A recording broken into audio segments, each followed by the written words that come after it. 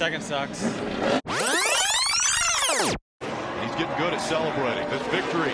Fueled by Sunoco. Fuel your best. Denny Hamlin won a somewhat crazy Pocono race today. People have been complaining about Pocono in the past not having good racing, single file. I'll agree there have been a few races in the past at Pocono that have been pretty terrible. Just no passing, no opportunities to pass, single file, strung out, nothing happens in the race. But this one was different. They added some PJ1 in the turns, all three turns. There was the ability to pass, side-by-side racing, fuel mileage race. Who doesn't love a nice fuel mileage race? It could have been more interesting. Well, it was still interesting, but it could have been more interesting if Josh Bilicki, I think it's Josh Bilicki. Is that even his name? Josh Bilicki, yeah. If he didn't have to stop his car in the middle of the straightaway, I mean, he was off the main racing surface, but if there's a crash, he's going to get hit. You guys get my point. But weird race. Some weird things happened. Jimmy Johnson won a stage. JGR gets the top 1, 2, 3. And major playoff implications. So we're going to talk about the race in general, some things that happened, the impact of it. Obviously, we're going to go through the finishing results. And then we're going to talk about the playoffs and who's in, who's out, and who is needing points and who is needing wins. So we're going to look at that at the end here. But let's just go through it. So Denny Hamlin wins. His 5th win at Pocono, 3rd win of the season. Rick Allen does not know that Eric Jones won last year. There were a few mess-ups today in the broadcast, I'll admit. Someone referred to Ryan Blaney in the 12 as Ryan Newman in the 12. Obviously, Rick Allen messed up big time there at the end, and he said Eric Jones looking for his first career win. That was an oof. There was a couple of them, but, I mean, obviously you're going to mess up. So people mess up when they say things all the time, and it is live, so you can't control it. If you mess up live, you can't go back and edit it. Like, if I mess up here, I can go back and edit it. But they cannot because they are live, so it happens. But I just thought it was funny. But JGR had a really good day. Kyle Busch led the most laps, I believe. Denny Hamlin added another 32 to that. Eric Jones led a few laps. But it was pretty crazy, just the ending of it. So it was fuel mileage. About 45 to go. There was a caution for Ryan Preece, I believe. And they were racing. And then this caution comes out, and fuel mileage comes into play. Kyle Busch stays out. Everyone else pits. And so Denny Hamlin, Eric Jones, Martin Truex Jr., they're the top 3 for a while. Everyone else is backing way off. Keselowski's like 10 seconds out of the picture. Harvick's like 10 seconds out of the picture. Byron's 15 back. And so the top 3 are battling, right? It's Jones and Truex are 1, 2. And Denny Hamlin says, you guys are saving still, right? I think I'm going to pass you. And he passes them. And after the race, he said that he had saw Jones go out before him on pit road and thought he got less fuel in his car. So he's like, he has less fuel in his car than me, so I know I can get past him and I have more fuel than him. So that's how he strategized that. And he's like, me and this 19 were on the same strategy, I guess. So Hamlin ends up passing them both. And then late in the race with about 8 to go, Josh Bilicki has that incident, stops, and there's a caution with 8 to go. They go back racing with 4 to go. Crash Kurt Busch, and then Ricky Stenhouse Jr. intentionally wrecks Kurt Busch. I will say intentionally. Go watch the replay yourself, people. It looked pretty intentional to me. Stenhouse was forced up into the wall at the exit of turn 1 by Kurt Busch, and they both hit the wall. Stenhouse was very unhappy. He turns the one into the wall. It causes a caution. They go into overtime. Everyone's freaking out. They're like, we were aiming for lap 160. They restarted on like 161. And everyone's like, oh, God, we're not going to make it. We're not going to make it. And so they're saving under caution. Obviously, they all end up making it. No one runs out of fuel. But a pretty interesting day. As we go through the finishing results, we will discuss what happened in those drivers' days. And if something comes up, we'll discuss it. But Denny Hamlin wins the race. Denny Hamlin, his 3rd win of the season, adds a precious 5 playoff points after the disappointing result last week of 2nd place. Eric Jones was looking for his 1st win of the season, and he was leading, and then he got passed by his teammate. Ends up getting 2nd. He would have loved to win that race, obviously. Tried to chase down his teammate at the end, just couldn't get there. but a really, really good effort for him. Really good points day for him as well. Even though he would want that win to lock himself in, he got a really good points day. Martin Truex Jr. had a pretty solid day. He ends up getting third. He was my race pick. Ends up falling short, but not bad. Highlight of Hendrick Motorsports Day. William Byron finishes fourth. Pretty good day. He was in the top 10 for a little bit, but he ends up getting a fourth place finish out of all of this. So good for him. Highlight of Hendrick Motorsports Day. As I said, fifth, Kyle Larson. He had a really fast car in Stage 1. Stage 1, there was some crazy racing, like 20 laps in. The teammates of Gibbs, the three of the Gibbs teammates are side, like 3 wide going into 1 for like 4th or something. I'm like, it's 20 laps into the race. You really want to take out your other 2 teammates? It's like, ooh, okay. But there was some really good racing in Stage 1. Kyle Larson had to start at the rear with a lot of other guys who failed inspection. Kyle Larson was not one of those. He had to drop to the rear due to crashing in practice, but that's besides the point. He ends up finishing 5th. He had one of the fastest cars all day. He was charging to the front, got some stage points, finishes 5th. Really good points day for him, and he's got a nice points buffer, I think, now. 6th, Kevin Harvick. He had one of the fastest cars all day as well. He led 62 laps. I think he led the most laps, so Kyle Busch did not lead the most laps. Kevin Harvick did. I correct that. So if you comment that, I know that you have not watched to this point. So I expect an edit on your comment correcting me because I corrected myself about 5 minutes later. So whatever. So good day for him. Obviously, no playoff points. He's locked in the playoffs, so he wants those valuable playoff points. He wanted to win in that Gen X car or whatever that was. But good finish for him. Good points day. Really good points day, actually. 48 points is not a bad points day. It's a really good points day. 7th, Daniel Hemrick. We will not talk about him in the playoffs. He needs a win to get in.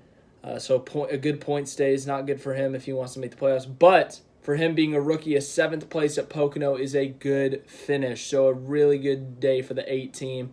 High five, Daniel Hemrick fans. And Daniel Hemrick, if somehow Daniel Hemrick is watching this, that would be a miracle. 8th, Brad Keselowski.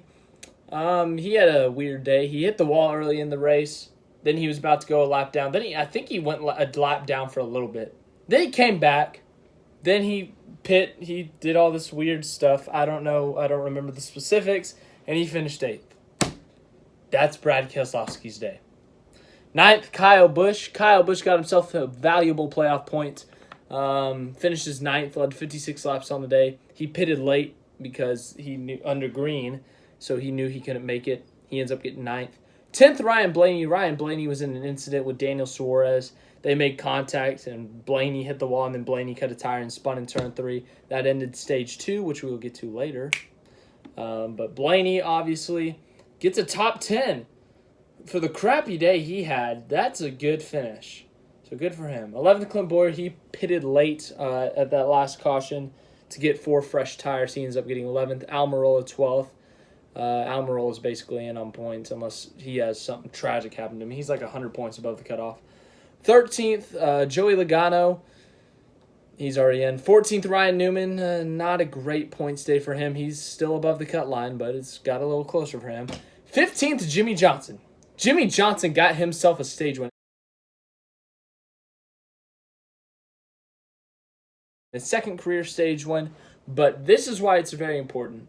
Let's say Jimmy Johnson does make the playoffs. Remember last year? What happened to him last year? He was in a 3-way tie for that final spot to get into the round of 12 after he wrecked himself at the Roval. Let's say he has a stage win earlier in the year and he has 1 extra point. He advances. Well, now he has that. So if he gets in that situation again, he has that 1 playoff point. That is how important a playoff point is, people. So this stage win for Jimmy Johnson, if he makes the playoffs, could be the difference between making a round or not. So that is why it's so important. And, man, he had a pretty solid day going. He was in the top 10. Obviously, he was up front for a little bit and won the stage. He only led 3 laps on the day, which were the stage, and it was a caution end stage. But he still got the lead. He inherited the lead through Kyle Busch pitting, yes, but he did still get the lead, and he still won a stage, and it goes down. It's a playoff point. So, Jimmy Johnson, let's go. Get in the playoffs, Jimmy. I'm rooting for you. 16th, Chris Buescher. 17th, Matt DiBenedetto. 18th, Paul Menard. 19th, Austin Dillon. 20th, Alex Bowman. 21st, Ricky Stenhouse Jr. We talked about him already. 22nd, Bubba Wallace. Bubba Wallace and Daniel Suarez had something happen between them, because I was just on Twitter before I was making this video, and they were talking to each other very intensely. It was a pretty intense conversation. I don't know what it is yet. Please tell me in the comments if you figure it out before I do. I'm trying to figure it out myself, but they were not happy with each other. The best part about NASCAR confrontations is, like, after the race, they're all talking on pit road. They're talking, they're yelling and whatever.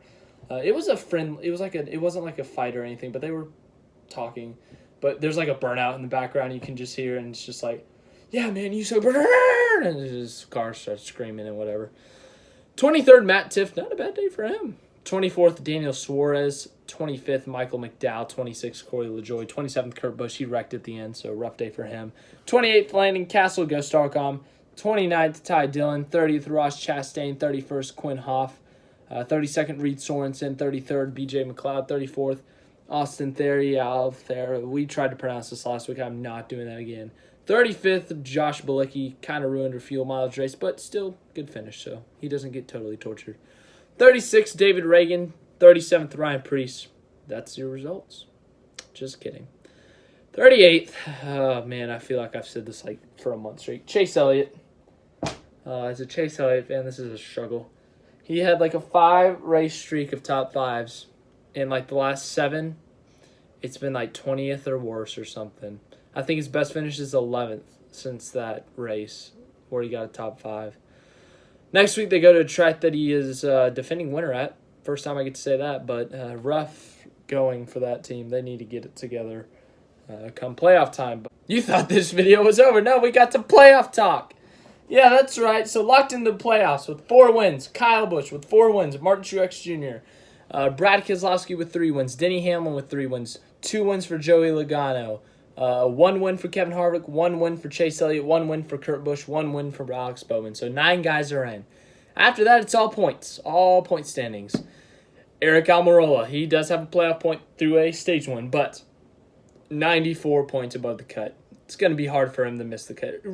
He's going to really have to try hard to miss that cut. So I see him getting in. Ryan Blaney, 79 points above. It's going to be really hard for him to miss the cut. I see him getting in. Considering how crappy he was today and got a top 10, he should be fine. 12th, William Byron, 62 points above. It takes 1 bad race for that to screw up, so I won't consider him a lock, but he's looking pretty good right now. He's looking pretty good. Eric Jones, 39. Everyone below Eric Jones and below should be a little bit concerned because it takes 1 bad race to knock you out. So he is looking good with a 39-point gap, but just get yourself some points. Just make it safe. Make it bigger. Make it a bigger gap or a win. Or a win's fine. Same thing for Kyle Larson. Larson, 37 points above. And here's where it gets interesting. Clint Boyer and Ryan Newman tied right now, both 12 points above the cutoff spot. They need themselves a win or some more points because Jimmy Johnson is a 7-time champion. I don't care how crappy he's been running this year, how crappy he was last year. He is still a 7-time champion, and if he shows up and wins one of these races or has a really good day, he's going to be ahead of you, he's going to beat you, and you're going to be like, how did I miss the playoffs? Also, a big test for Jimmy Johnson and a morale test for him and his team. 7 championships. If they can't beat Ryan Newman in the 6 car into the playoffs, the car that has been terrible the last few years with Trevor Bayne in it, if they can't beat that car, then, oh, God, Jimmy Johnson's going to have a rough going. But I have high expectations for Jimmy. I expect him to make it. Daniel Suarez, 30 points back. He's going to have a really good race. Most likely a win with like 5 races left till the playoffs. Menard is 68 points out. He's going to need a win. Stenhouse, 88 points out. And everyone below that, you need a win to get into the playoffs. So that's the playoff situation right now. And that's the video today. So Denny Hamlin redeems himself for last week's little tragedy, well, for him and his fans. But, yeah, that's all I got for today. Thank you for watching. If you enjoyed the race, if you enjoyed this video, leave it a big fat like. Very good for a Pocono race. Best Pocono race I saw. I was there, 2015. August race. Fuel mileage and a crap fest all in one. So, lovely stuff. Leave this video a like, as I said. If you want to subscribe to the channel, you should definitely do that. But yeah, really good race. Really looking forward to the playoffs. Road course next week at Watkins Glen. I'm really looking forward to that one. But yeah, thanks for watching this video, guys.